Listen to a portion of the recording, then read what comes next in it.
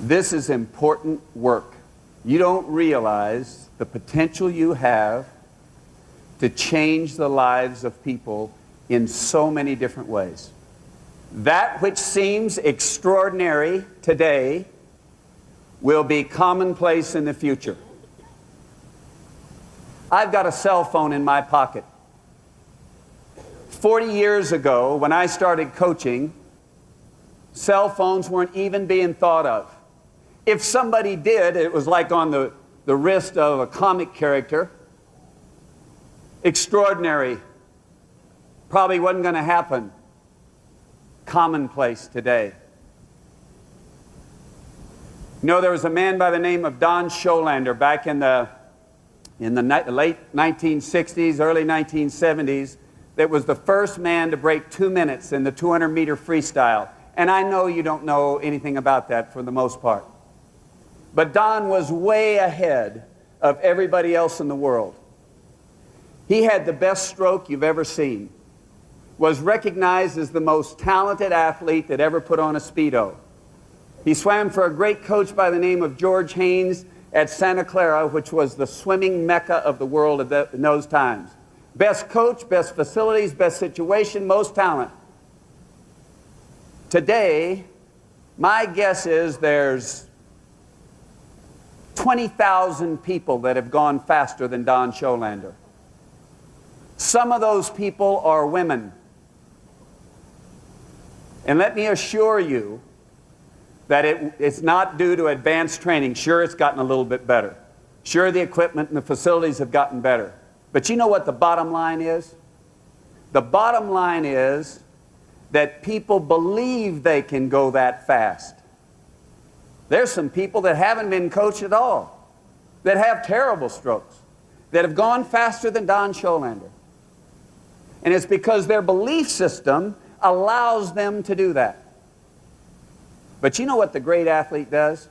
And you know what the great company does? They say, if something can be done in 20 or 30 years in the future, why can't we do it today? That's what David Schmidt has done with LIFEWAVE. Now let me tell you how I got in this business.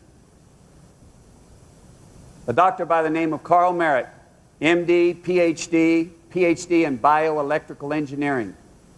He's into energy medicine. He said, Richard, why don't you try these patches? I tried them on myself. Wow. I felt the results. I tested them. So, the next thing I had to do, because I live in a world that's measured by hundredths of a second. People make the Olympic team by a hundredth of a second, or they miss the Olympic team by a hundredth of a second.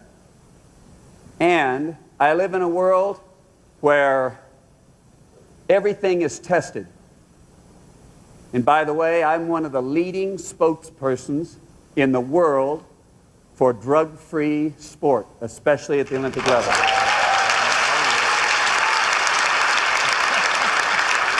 So the first thing I had to do, because I don't have to be tested. And if there's something a little bit wrong with it on me, that's okay, but not for my athletes. So I asked David Schmidt to come out to Stanford and talk to our team and talk to us about his technology. Now, ladies and gentlemen, I might have used the technology on myself or our athletes, but I wouldn't be up here in front of you today if it wasn't for David's genius, David's integrity, and David's leadership.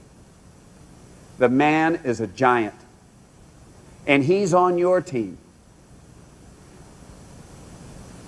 He feels like he's been blessed with knowledge that he needs to get to mankind to help mankind live a higher quality of life. So when David came to talk to the Stanford swimming team, I was evaluating the character, and it didn't take long. He is a man of integrity. You can count on that.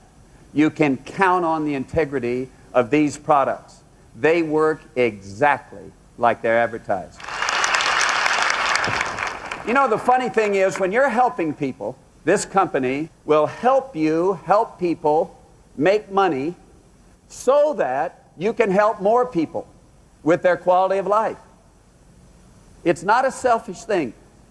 The money you have a chance of making is a byproduct of giving a quality of life to people. Please understand that. This is important work. Now let's talk about goals.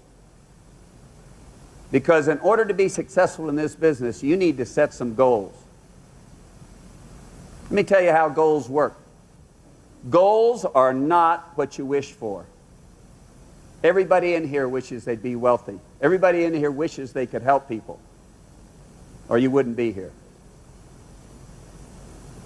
Goals are not dreams, or they're not wishes. They're not what you might do, they're you're going to try to do. A goal is what you're absolutely going to do. It's okay to have dreams. Don't misunderstand me. But a goal is something you are going to accomplish. And it changes everything about you. So what I'm telling you is, make your goal realistic. Make it realistic. What you absolutely know you can do, the number of calls you can make, the number of people you can reach, whatever you know you can do, set that goal. You know, I coached a girl by the name of Jenny Thompson. Jenny Thompson has won more gold medals in the Olympic Games than any other female in U.S. swimming history. Now, here's the deal. Jenny came to Stanford in 1991 as a freshman, and she was an outside favorite, or an outside possibility of making the United States Olympic team. But she came in and started working hard, and part of our workout is a dry land circuit. And that's where you go from station to station and do a different exercise at each station. And we did it something like 2 minutes on and 30 seconds to get to the next station, and we had something like 20 stations. Well, one of those stations is a pull-up station. Now, ladies and gentlemen, have you ever tried to do pull-ups for 2 minutes? It's hard to hang on the bar for 2 minutes, much less be doing pull-ups. So what I would do is go up and put my hand on Jenny's waist and just help her up once she couldn't do any more pull-ups for the rest of the 2 minutes. But every time I did that, I'd whisper in her ear. And I would say, Jenny, 53, 53. I was referring to 53 seconds for a 100-meter freestyle. One day she dropped off the bar. And she said, Richard, I haven't even been 55 seconds yet. And you're saying 53. Why don't you say 54? The deal is, the goal has to be yours. It can't be my goal for you, Ken's goal for you, David's goal for you, or your leader, or your sponsor. It's got to be your personal goal. So I said, Jenny, okay. So I'm 54, 54. Well, one day she drops off the bar, by the way, turns around to me and said, Coach, it's okay. You can say 53 now. Exactly what I wanted. Now, at the Olympic trials that year, she has a fantastic swim. She comes off the wall like a dynamo, finishes just phenomenally well. When she hits that wall, she looks up at the scoreboard, and for an instant, she's disappointed. Because the scoreboard said 54.4. And she was 53. That's what she was all about. Now, the disappointment didn't last too long, because it was a new world record. It was the first time a woman from the United States had held that world record in over 60 years. But for an instant, She was disappointed because to her core, her basic belief system was 53. It changes everything about you. A goal changes everything about you. It changes your priorities. A thought. In your life as a distributor, what if you took all the time that you spend watching television and instead you're doing your LIFEWAVE business? George Hoagland, one of the most successful businessmen in LIFEWAVE, suggested that would change the life of distributors, would change the life of LIFEWAVE, and would change the life of so many people. Goals change your priorities. As an athlete, it changes the way you train. Another thing goals do, they see you through the temporary plateaus and disappointments. You are going to face negativism. I've faced it. I went to the Olympic trials. Our athletes were wearing patches. All kind of rumors came out. They were all dead wrong. A lot of criticism.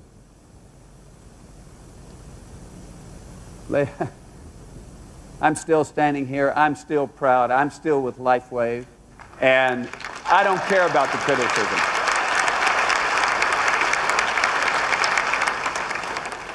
Train yourself so well that when you get to that place where you're uncomfortable or you're discouraged, that you know what your goal is and you just keep coming. If you'll do that, you can touch that wall first.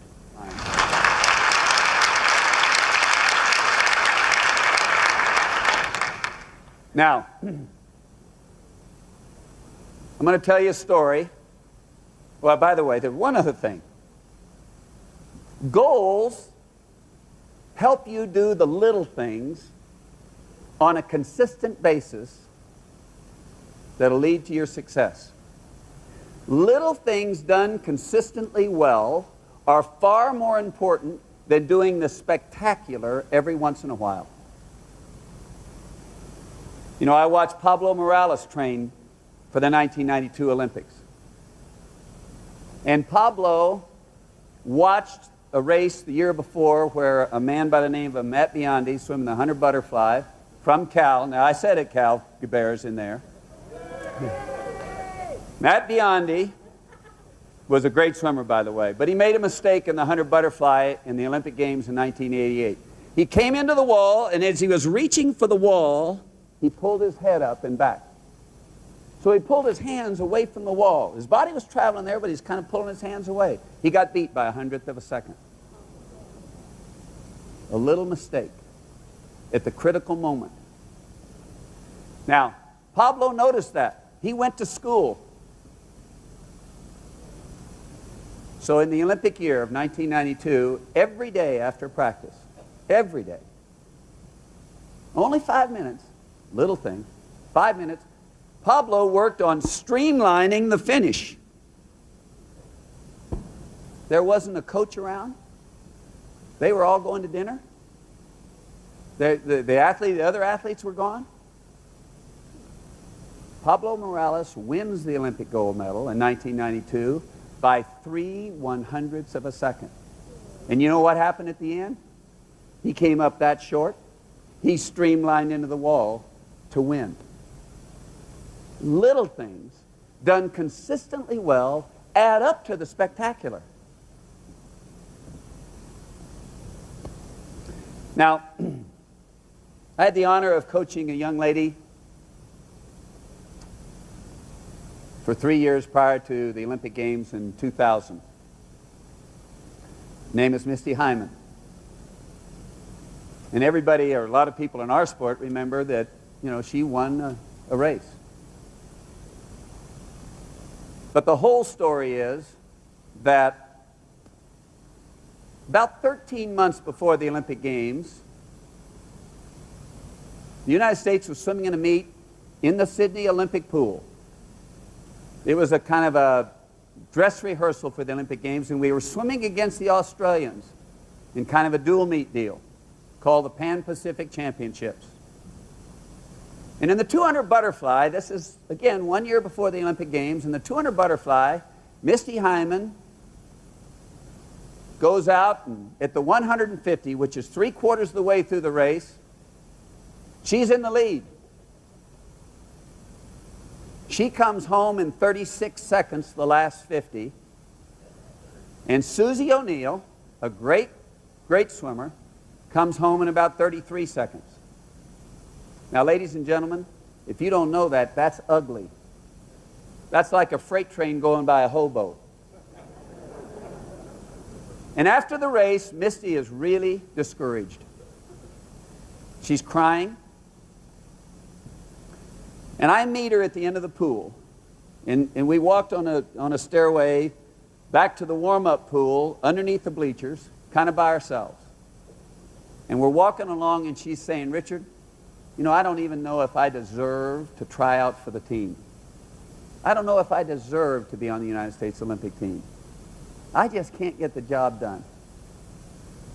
She had lost to Susie O'Neill that way about 10 times in her career. So I'm walking along, and I'm thinking, what am I going to say to this girl? And I said, "Misty, I know that you're the only person on the face of the earth that can beat Susie O'Neill next year in the Olympic Games. But it's not important what I know. It's important what you believe. It's not important what I know about this business, about this opportunity to help people. It's what you believe that counts." Then we're walking a little bit more, and I said, "Misty, you've got 3/4 of the race figured out. All we have to do is make some changes so that you know how to get home that last 50. And you can't keep doing the same things you're doing in practice and have a different result. You've got to change what you're doing in practice in order to have a different result." Same thing in this business, ladies and gentlemen. If you haven't been successful in this business yet, other people know that can be done, therefore.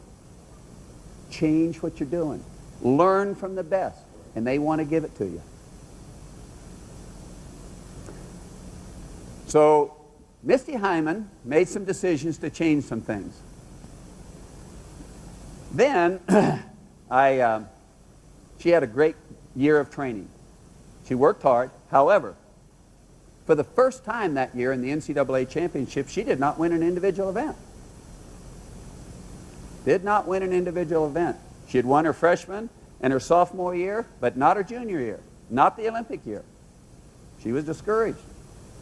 Goals see you through your discouragement. Misty makes the Olympic team swimming her lifetime best time. And she was using a strategy, and I'm not going to go into the details, but I asked her to change her strategy. Well, I will go into it just a little bit. She was taking 9 kicks off the wall underwater. I asked her to take 6. Now, Misty had always taken 9, and she swam her lifetime best going 9, but she didn't have a chance to win a medal, or certainly not the gold medal, taking 9. She needed to make a change. This is 4 weeks before the Olympic Games. I asked her to change her strategy from her best time in order to get to a higher level. Again, do you think that's my decision? It's Misty's decision. Well, Misty made the change and had a phenomenal training camp. Just extraordinary. Now, when Misty Hyman comes into the wall and makes her turn, she brings her knees up first and does a back somersault and gets her breath late in that somersault. Her 2 main competitors in that race come into the wall, raise their head first for a breath, which makes their body long. They can't rotate from there. Misty Hyman took her 6 kicks underwater, and then on her first stroke does not take a breath. So she's taking the momentum of the swim right from the wall into the swim. The other 2 girls take 2 kicks underwater. They come up and get a breath, and they're vertical. Now, one of those people swimming, and then they have to restart, by the way, one of those people swimming is Susie O'Neill. Susie O'Neill was the defending Olympic champion. She was the world record holder. She hadn't lost the 200 butterfly in 6 years. But somebody wasn't paying attention to the details, to the little things. Somebody let the training... You know what happened? Somebody decided, and I don't know whether it's the coach or the athlete, decided to skip part of the training. Now, she was a hard worker. She was strong. She had experience. But she was allowed to make mistakes in practice that at the critical moment in the race caused her not to win. On the other hand, Misty, when she comes out and doesn't take that breath, she didn't have to think about that because it was part of her training. She did it every day in practice. She didn't have a decision to make. The past does not equal the future. You can change your future. You can change the future of others. The past does not equal the future. What she said in the interview after the race, Jim Gray asked her, Misty, did you know that you were going to win the race? Did you really believe you could win it? And she said, yes, I did. I believed I could win it. The doubts kept creeping in, but I pushed them away. When she made her turn on the last turn, she said, I've been here before, but today's my day.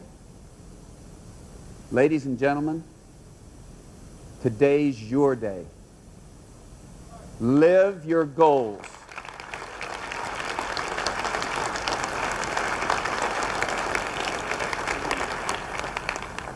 Let's help make LIFEWAVE a gold medal company, helping millions of people throughout the world.